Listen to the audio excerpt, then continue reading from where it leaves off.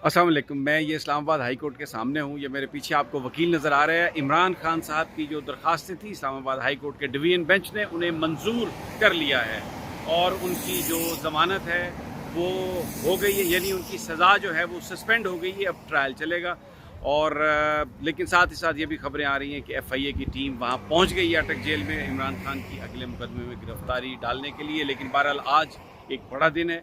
Islamabad high court ने इमरान खान की सज़ा मुअत्तल कर दी है। एक तरफ तो ये सज़ा मुअत्तली की खबरें हैं, लेकिन दूसरी तरफ जैसे मैंने आपसे पहले कहा कि FIA की टीम वहाँ पर पहुँच गई है।